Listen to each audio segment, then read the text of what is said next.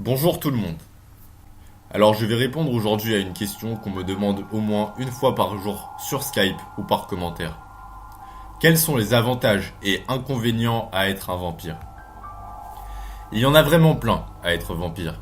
Je vais ici dans cette vidéo vous parler uniquement des principaux avantages et inconvénients. Nous allons donc commencer par les avantages. Les vampires possèdent une force surhumaine. Nous pouvons soulever en moyenne entre 200 kg et 2 tonnes. À vrai dire, cela dépend de notre alimentation. Les vampires ont aussi la capacité de courir vraiment très vite.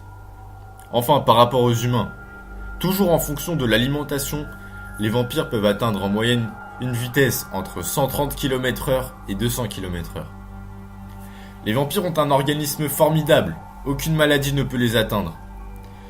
Ils ont un des meilleurs systèmes immunitaires au monde. Toutes les blessures se soignent en quelques heures. Ils sont toujours au meilleur de leur forme. Les vampires n'ont plus besoin de sommeil, ce qui leur permet de ne plus perdre de temps à dormir, et d'être toujours aussi en forme. C'est un avantage car vous n'aurez plus besoin de lit. Non, plus sérieusement, le sommeil est vraiment une perte de temps. Pour finir, les vampires ont une vie éternelle, ce qui leur permet de vivre à travers les siècles et de ne pas vieillir. Cependant, cela peut être aussi considéré comme un inconvénient.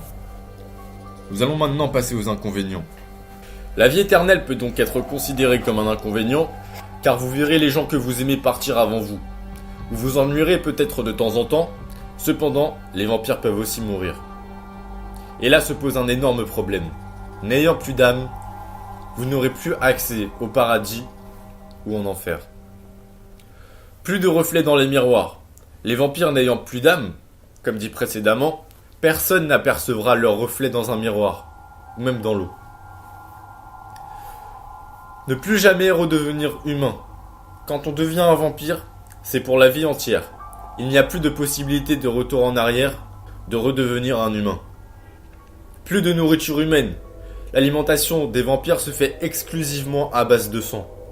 Cependant, il est toujours possible de manger de la nourriture humaine, mais cela aura tellement mauvais goût que vous aurez envie de vomir. Et pour finir, bien entendu, le soleil. Il vous faudra toutes les 2 semaines ingurgiter une potion de résistance aux rayons du soleil, sous peine de voir votre peau brûler. Voilà, c'est terminé. Nous pouvons donc conclure qu'il y a autant d'avantages que d'inconvénients à être un vampire, donc réfléchissez-y bien. Et n'hésitez pas à me poser des questions sur Skype ou en commentaire. Je réponds absolument à tout.